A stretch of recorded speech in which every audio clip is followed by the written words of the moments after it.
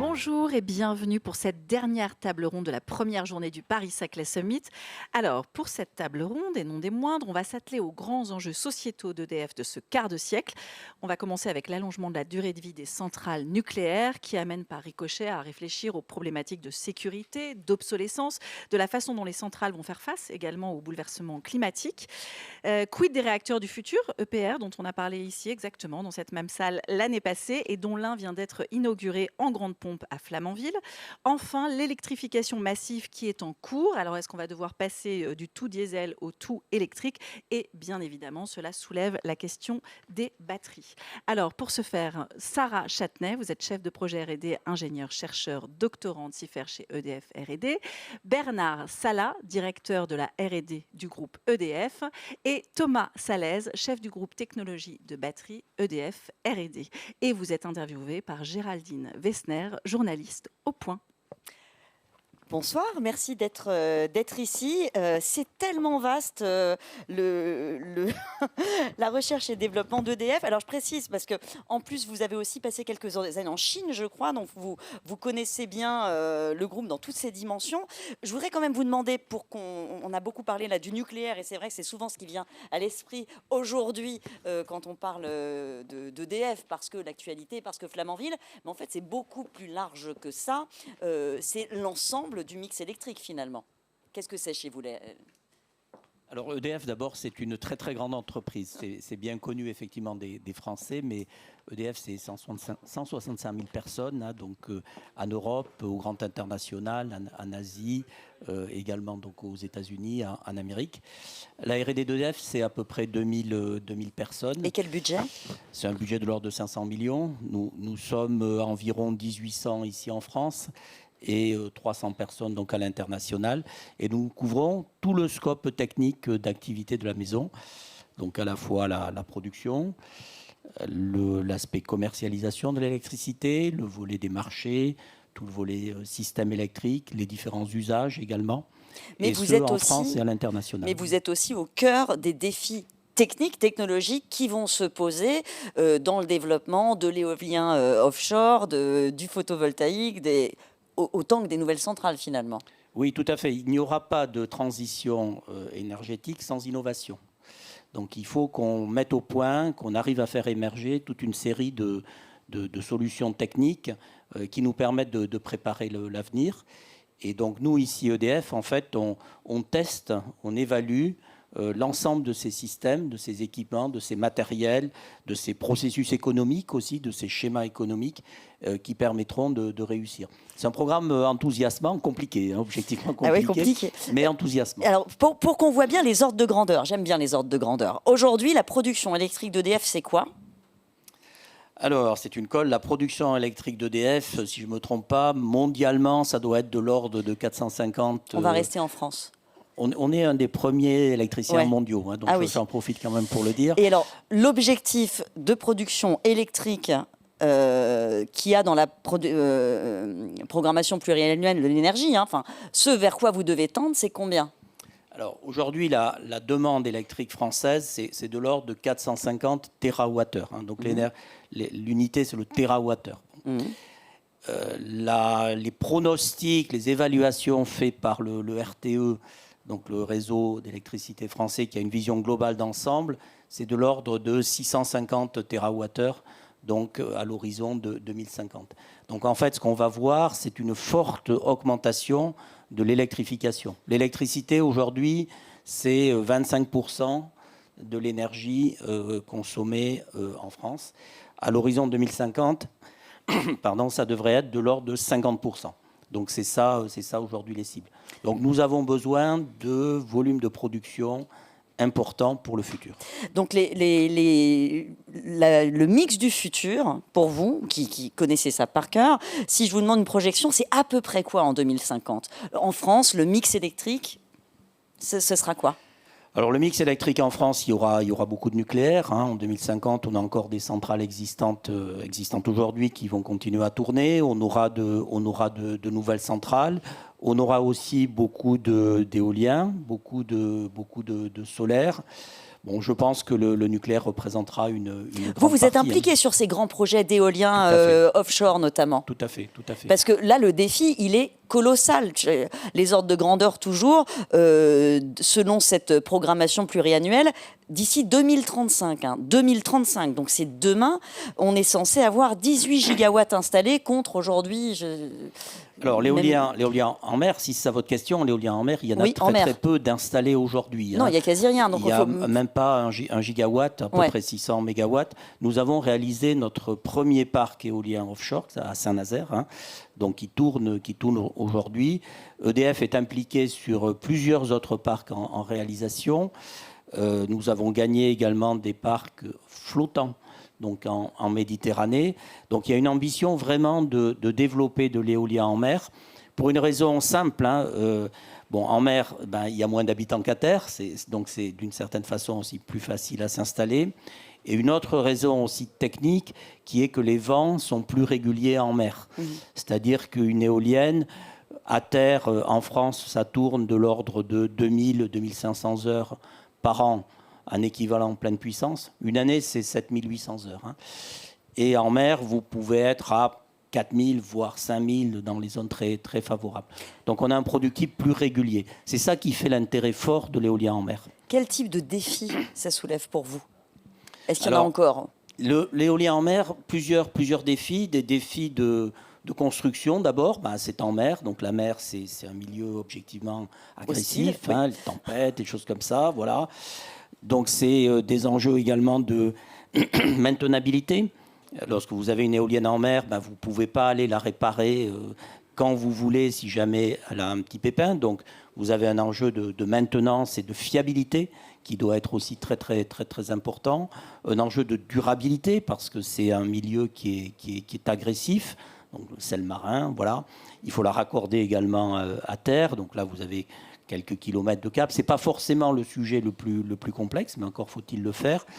C'est en fait une somme d'enjeux industriels qu'il faut surmonter, mais qu'on sait faire, encore une fois. Le parc éolien de Saint-Nazaire, il fait 480 mégawatts. C'est 80 machines de 6 mégawatts chacune. Elle tourne. Est-ce qu'on peut dire, et je vais pas, mais qu'il y a plus d'enjeux aujourd'hui sociétaux et financiers que d'enjeux technologiques sur ces questions-là? Oui et non. Oui, parce que c'est vrai qu'il y a des enjeux d'acceptabilité, des enjeux environnementaux aussi qu'on regarde avec beaucoup de soin, des enjeux de financement. C'est des projets effectivement qui génèrent des grosses dépenses d'investissement. Mais il y a aussi des enjeux industriels sur lesquels nous travaillons, tout particulièrement sur l'éolien flottant.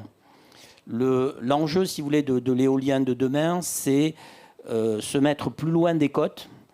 Et donc, si on est plus loin des côtes, on ne peut pas poser l'éolienne au fond parce que y a trop d'eau. Donc, il faut se mettre loin. Et donc là, il faut concevoir des machines et des flotteurs qui soient les plus optimaux possibles. Alors, si vous imaginez une éolienne de 15 mégawatts, 15 mégawatts, c'est pas beaucoup. Donc, c'est une machine qui fait la taille de la Tour Eiffel.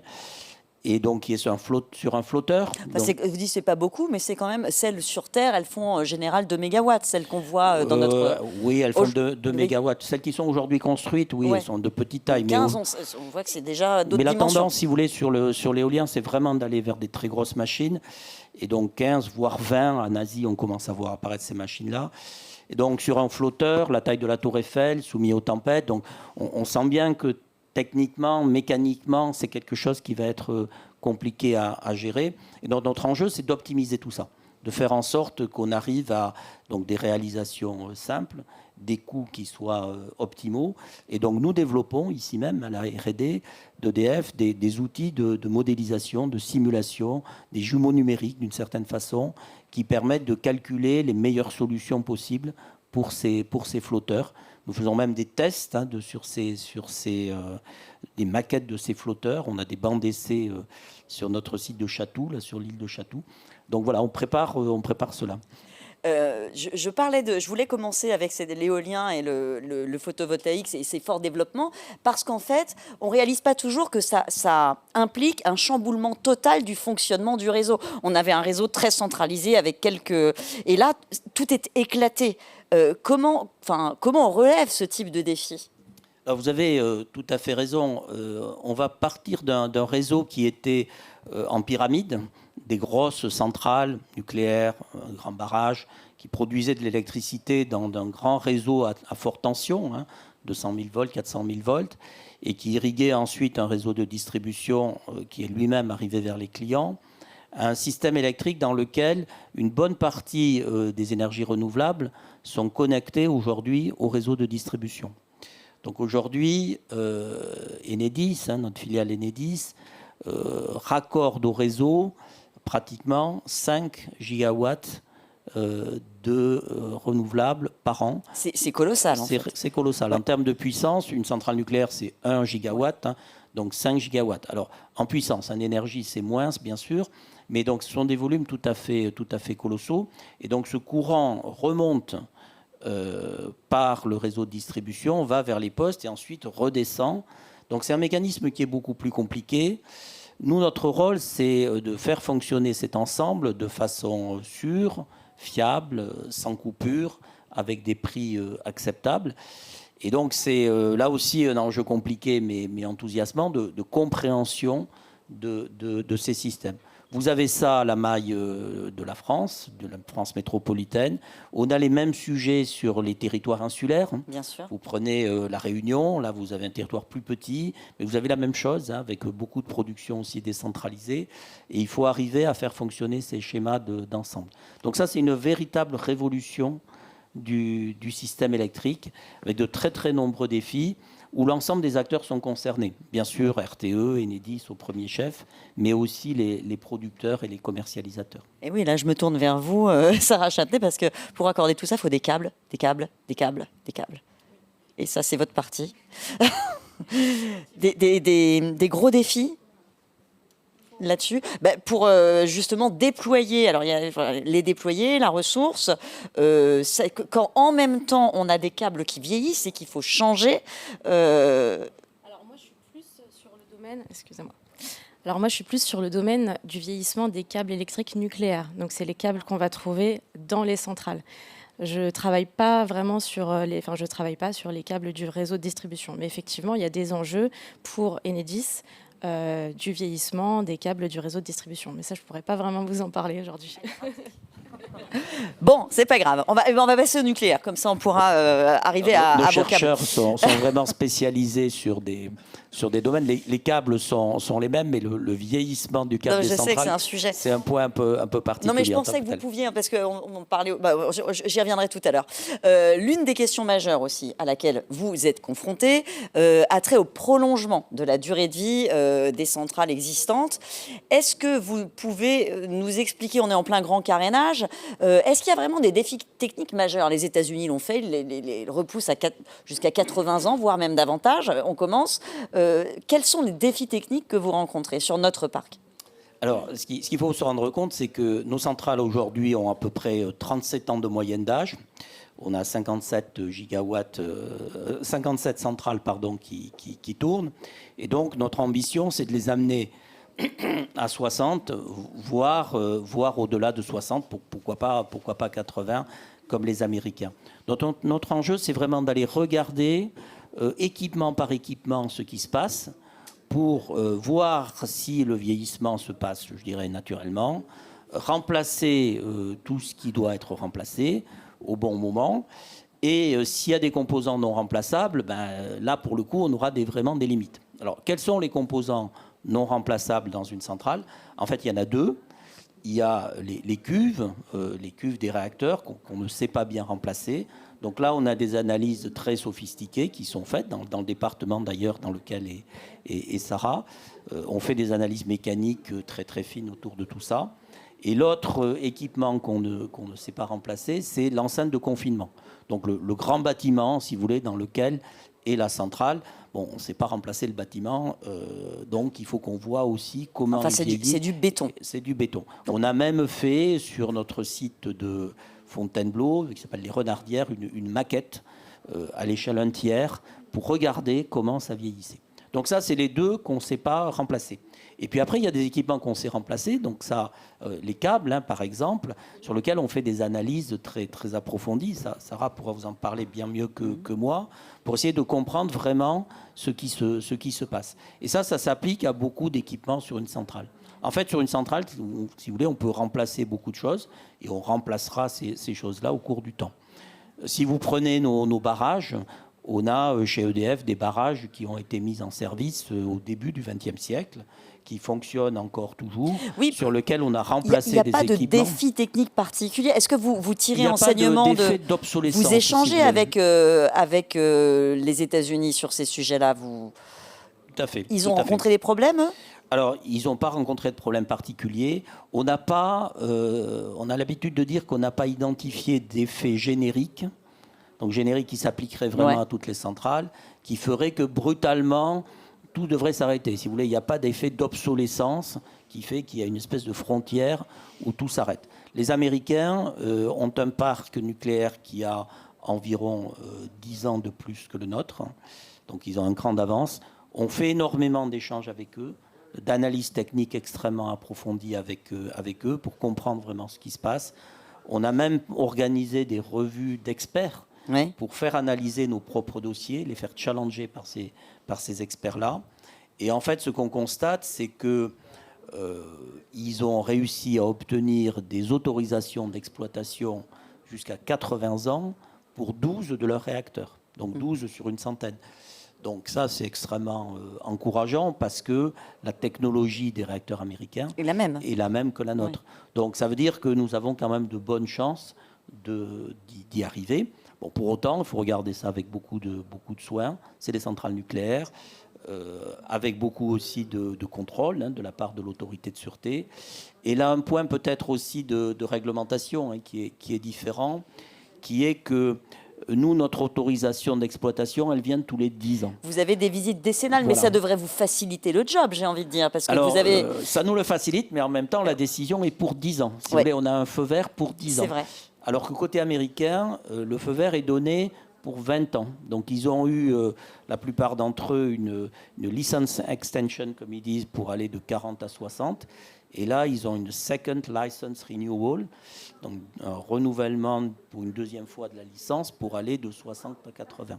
Alors, nous, aujourd'hui, c'est 10 ans et l'autorité de sûreté devrait se prononcer à la fin de l'année 2026 pour nous donner une visibilité sur le plus long terme. On va revenir au cas américain, mais avant ça, je vais me retourner donc vers vous. Parlez-nous des câbles. Alors, comme il n'y a qu'un micro, je vais poser mes questions d'un coup. Alors, à quelle vitesse ils vieillissent, ces câbles? Est-ce qu'on doit les remplacer? Si oui, c'est tous les combien? Alors, comme disait Bernard tout à l'heure, il y a des composants dans les centrales qui sont non remplaçables, donc la cuve, l'enceinte de confinement. Et les câbles électriques sont jugés comme difficilement remplaçables. Alors, un câble pris en tant que tel à l'unité est assez facilement remplaçable, on peut se l'imaginer, mais ils sont jugés difficilement remplaçables du fait de leur très grand nombre. Donc, on retrouve à peu près 1 500 000 câbles basse tension sur l'ensemble du parc, et à peu près 16 000 câbles moyenne tension. Donc c'est colossal. Et un chiffre qui est un peu plus parlant, c'est 1500 km de câbles par tranche, donc par réacteur. Donc, x 57. Donc voilà, c'est pour ça qu'on dit que le remplacement massif en fait, de tous ces câbles est difficilement envisageable et économiquement quand même prohibitif dans le programme de maintenance du parc. Donc à quelle vitesse ils vieillissent ces câbles-là? À la R&D, on a un programme, donc EDF sollicite la R&D pour expertiser des câbles qui ont vieilli dans leurs conditions naturelles, on va dire, donc dans les conditions de service en centrale. Donc il y en a certains, la majorité ne voit que de la température, il y en a certains qui voient de la température et des rayonnements ionisants pour ceux présents dans le bâtiment réacteur.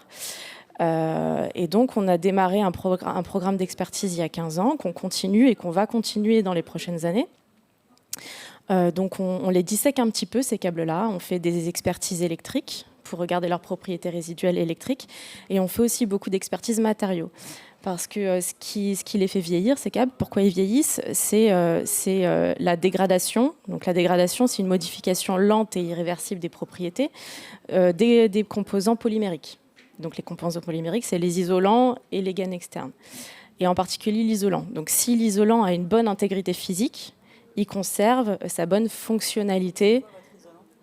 C'est du polymère. Donc on peut retrouver différents types de polymères sur les centrales. Les anciennes tranches, on retrouve du PVC, beaucoup de PVC, des EPDM, donc des caoutchoucs. Sur les nouvelles tranches, on va retrouver du polyéthylène réticulé, donc des câbles sans halogène. Il n'y a pas de PFAS dans les câbles. Non, les PFAS, c'est tout ce qui est composé fluoré. Ces polymères-là n'en contiennent pas.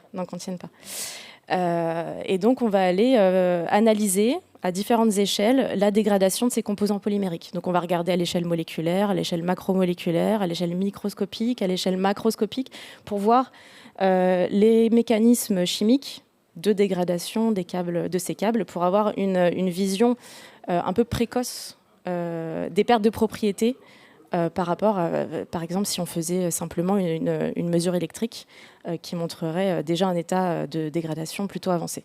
Voilà. Alors là, pour être un peu concret, vous avez une vision, un calendrier d'évolution de ces 1500 x 57 km de câbles, parce que j'imagine qu'après, il y a aussi un défi industriel, tout simplement. Il faut les produire, il faut les...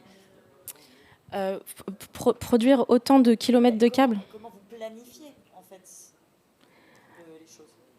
Alors, ces câbles, ils sont déjà installés et on n'a pas prévu de les remplacer. Donc voilà, donc, dans le programme d'expertise, ça nous permet d'attester de l'état de santé des câbles qui ont vieilli 30 à 40 ans. Donc là, on est en train d'expertiser actuellement des câbles prélevés après 40 ans de service en centrale et on se rend compte qui sont plutôt en bonne santé, enfin qui sont même en bonne santé. Donc les propriétés résiduelles, leurs propriétés résiduelles sont supérieures au requis initial. Donc dans le cahier des charges à l'époque, qui avait tous les conservatismes liés à l'industrie spécifique nucléaire, et donc les propriétés résiduelles sont encore supérieures à ces requis initiaux. Donc ce qui est très rassurant. Et on communique ces résultats de manière régulière à l'autorité de sûreté, voilà, pour montrer qu'on surveille de la bonne manière l'état de santé des câbles. Donc on essaye de surveiller toutes les familles différentes, parce qu'il y en a beaucoup, tous les endroits différents. Donc on a un planning bien établi. Voilà. Je voulais juste revenir sur les États-Unis, parce que c'est des questions qui vous concernent aussi. Est-ce qu'on pourrait voir des changements? On voit que le coût du mégawattheure nucléaire est 2 fois plus élevé chez nous qu'aux États-Unis. On voit aussi que le facteur de charge moyen des centrales aux États-Unis, il dépasse régulièrement les 90%, c'est-à-dire qu'elles tournent et elles produisent à 90% de leur capacité. En France, il oscille, il est beaucoup plus bas. 60-70%, je ne sais pas. Alors pourquoi? Et est-ce que là, vous travaillez à des marges d'amélioration?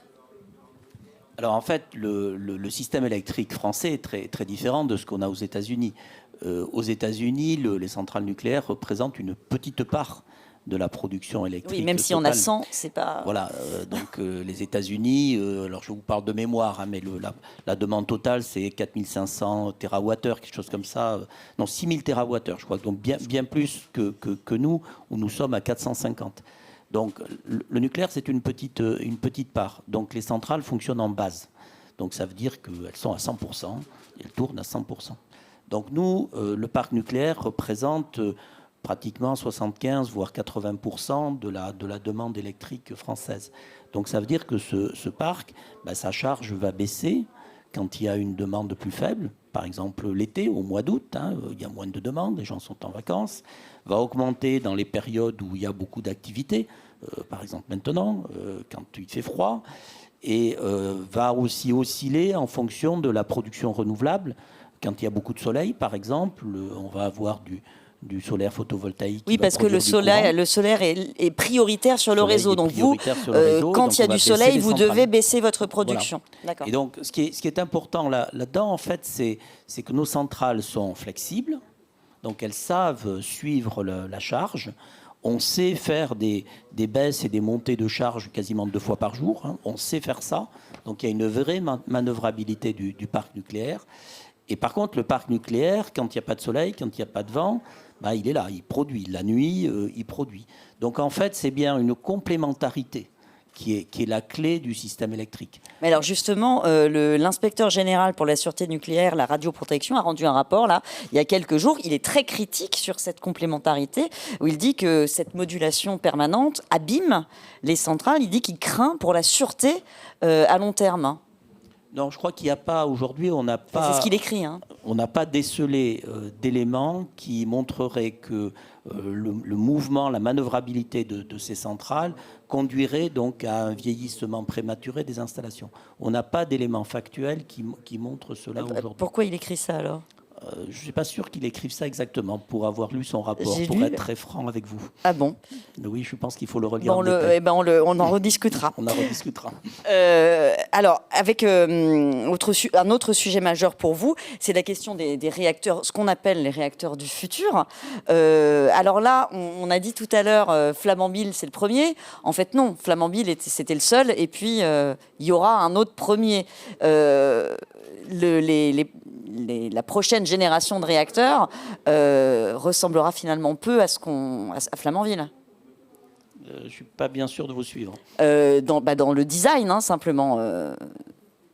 On va réaliser, enfin notre programme nucléaire aujourd'hui, c'est de réaliser donc un programme de réacteurs dits EPR, donc qui sont de la même famille. Des EPR2.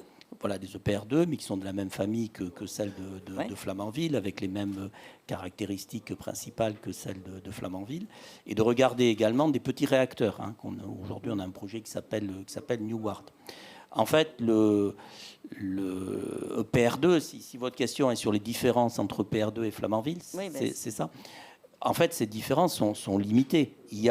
On a pris en compte dans le PR2, en fait, le retour d'expérience de la construction de Flamanville, qui a été objectivement délicate.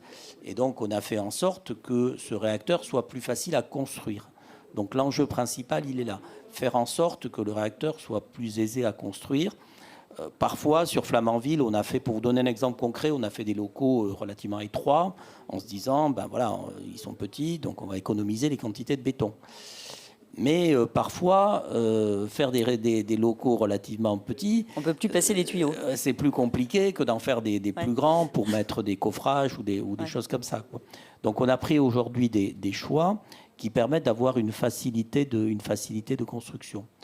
On a sur Flamanville 2 enceintes de confinement, l'une emboîtée dans l'autre. Donc là aussi, on a fait le choix d'en prendre une seule.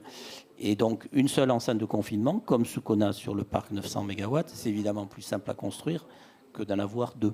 Donc l'idée, c'est de tirer le retour d'expérience de ces réacteurs. On a, si vous regardez en fait le programme EPR, on a aujourd'hui les 2 réacteurs de Taishan en Chine qui tournent, celui d'Okinoto. On est en train de construire les 2 réacteurs d'Hinkley Point. On a Flamanville, bien sûr. Donc l'idée, c'est de capitaliser sur le savoir-faire qu'on a ainsi acquis, d'essayer d'optimiser essentiellement sur la construction, comme je vous dis, pour ensuite lancer ce programme de réacteurs EPR. Est-ce qu'on peut vraiment faire face aux nouvelles menaces ? Parce que j'imagine que c'est un sujet qui revient régulièrement dans le débat public, notamment les bouleversements climatiques qui présentent des nouveaux défis, notamment pour le refroidissement des centrales. On voit qu'il y a beaucoup de débats sur le partage de la ressource en eau. Elles prélèvent beaucoup d'eau pour le refroidissement. Est-ce que ces défis-là sont exagérés ?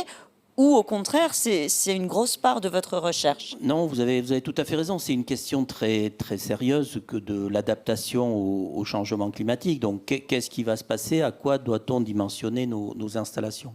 Donc, nous avons ici, à la R&D d'EDF, ici à Saclay, en fait, un département, un groupe spécialiste du climat, donc qui, avec des experts, y compris du GIEC, hein, donc qui analyse en fait les modèles climatiques du GIEC et qui regarde comment ces modèles pourraient impacter nos installations. Quelles pourraient être les conséquences en termes de température, d'eau, par exemple. Et ce que nous faisons ensuite, c'est que nous intégrons ces nouvelles valeurs pour renforcer autant que nécessaire les installations.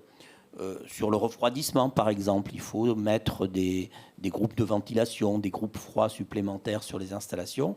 Et donc, nous dimensionnons cela et nous le faisons. Est-ce qu'il y a un enjeu de sûreté qui est lié à ça? Parce que je voyais, bon, j'imagine pour les centrales en circuit fermé, pas trop, elles prélèvent peu d'eau, mais pour celles qui restent en circuit ouvert, qui devront prélever, je ne sais pas combien de mètres cubes par seconde, mais dans des fleuves dont le débit va baisser, est-ce qu'à un moment, on peut avoir un enjeu de sûreté? Ou c'est simplement environnemental?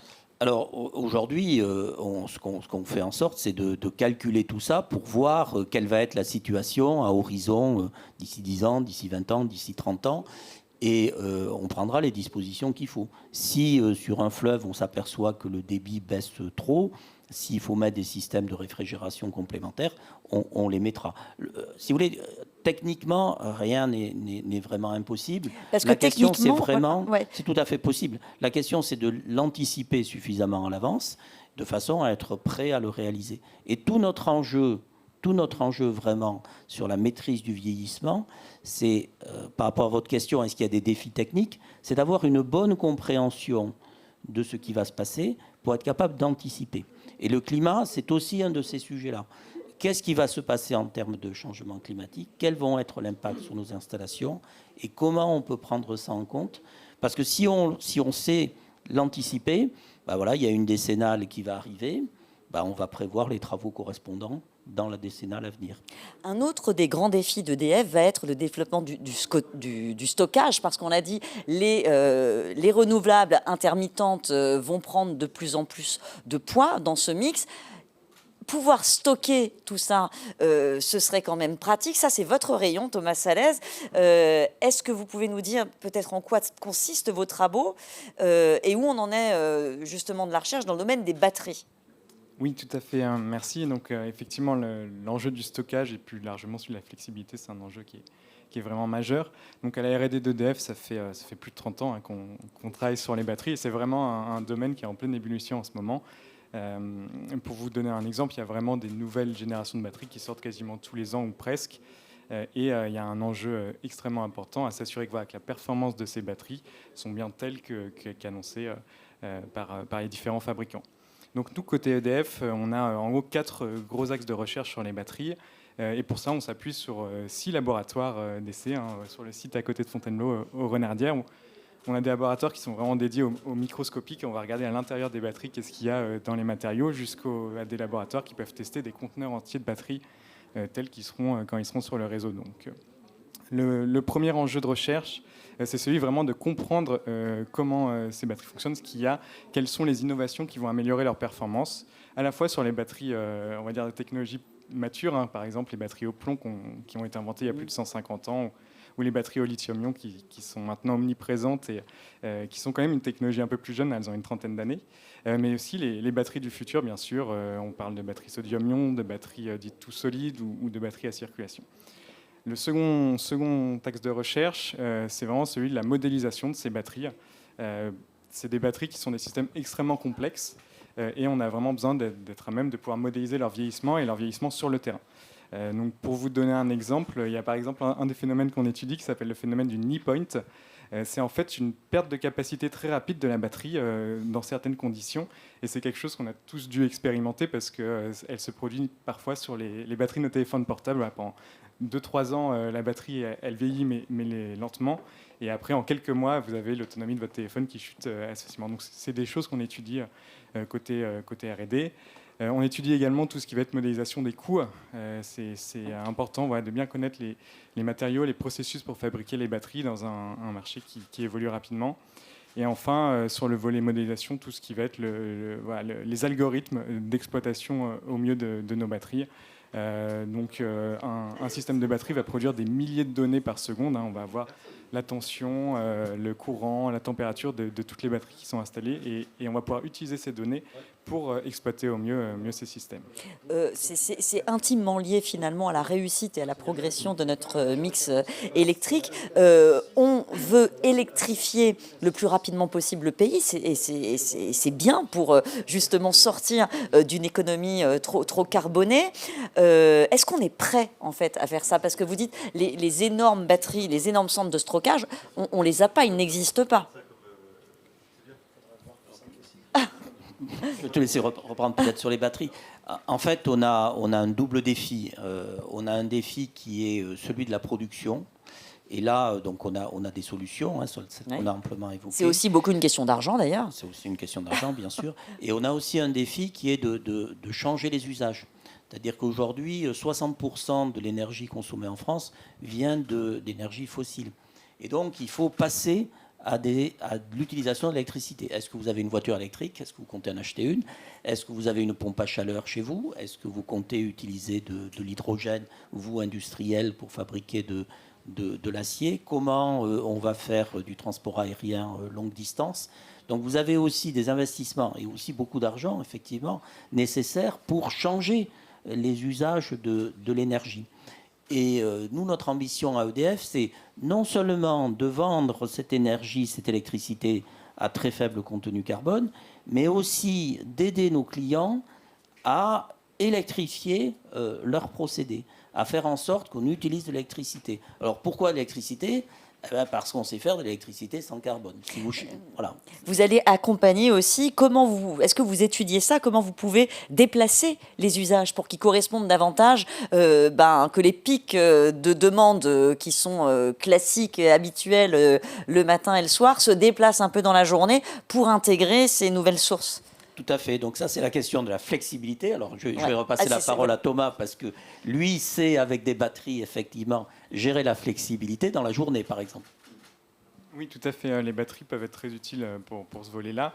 Donc, par exemple, bien sûr, des batteries qui sont associées à des moyens de production photovoltaïque qui vont pouvoir stocker l'énergie qui est produite au milieu de journée, là où le soleil est au zénith, et qui vont pouvoir réinjecter l'énergie sur le réseau au moment du pic de consommation en soirée, par exemple. Ou encore aider sur tout ce qui va être service système, par exemple le réglage de fréquence. Donc utiliser la capacité des batteries à stocker ou à réinjecter de l'énergie pour s'assurer que la fréquence sur le réseau reste bien à sa valeur nominale de 50 Hz. Mais ça arrive quand chez les gens? Parce que là, on en parle depuis longtemps, et puis entre experts, évidemment, mais pour les gens, c'est quand? Parce qu'en fait, c'est imminent. Est-ce qu'ils sont au courant que c'est imminent? Alors, ça, j'espère. C'est le but d'ailleurs de ce genre de discussion, d'expliquer que c'est effectivement imminent. Vous avez tout à fait raison. Aujourd'hui, ce qu'on fait, et ça existe déjà depuis longtemps, c'est inciter les clients il y a des tarifs. À changer leurs usages. Donc les fameuses heures pleines et heures creuses, ça existe depuis les années 70 ou 80. Mais ça revient à ça. Ça revenait à dire, vous allez chauffer votre ballon d'eau chaude la nuit au moment où la consommation électrique est faible. Aujourd'hui, ce qui change, c'est qu'on va avoir beaucoup de courant à midi, en été ou au printemps, en automne, parce qu'il y aura beaucoup de soleil. Et donc l'idée, c'est vraiment de dire, est-ce qu'on ne pourrait pas déplacer, donc c'est les annonces de la Commission de régulation de l'énergie, est-ce qu'on ne pourrait pas déplacer ces consommations à ce moment-là, au moment où il y a beaucoup de soleil. Un autre exemple, c'est la voiture électrique. Chargez votre voiture électrique de façon à ce que cette charge se fasse la nuit, par exemple, ou ça se fasse à midi. Vous arrivez au travail, vous avez un parking. Nous avons ici un grand parking. Nous avons très nombreuses voitures électriques de nos salariés avec des bornes de recharge. Donc, ils peuvent programmer la recharge pour que ça se passe au moment de midi. Donc, il y a un enjeu d'éducation, de pédagogie, pour aller chercher finalement la demande électrique. Et vous avez des sociologues dans vos équipes qui travaillent là-dessus? Nous avons des sociologues là-dessus, tout à fait. Parce que vous avez tout à fait raison de pointer ça. Il y a un enjeu de culture, de comportement, de compréhension qui n'est pas inné, qui n'est pas évident. Et donc il faut qu'on arrive à comprendre et à partager pour être capable de proposer des solutions intéressantes à nos clients. Je vais me faire disputer. On arrête. Il ne reste pas beaucoup de temps pour les questions. On va les prendre. Justement, pour les moments de solution, questions-réponses, c'est parfait. La transition est faite. Une question peut-être. Tenez. Oui, c'est un petit peu l'éléphant dans la pièce et vous l'avez un petit peu abordé. Le prix, ou plus exactement pour vous, le coût. Puisque bon, je m'occupe de business industriel, on est passé de 3 à 5% du coût de l'électricité dans les coûts. Comment le revendre? Est-ce que le coût, je ne parle pas du prix qui est beaucoup plus compliqué, qui intègre beaucoup plus de choses, mais est-ce que le coût ne devrait pas augmenter en priorité parmi vos critères de recherche? Alors, moi, je ne suis pas le spécialiste des coûts ou des prix. On est à la R&D, donc plutôt sur les aspects technologiques. On fait des analyses économiques majeures et détaillées.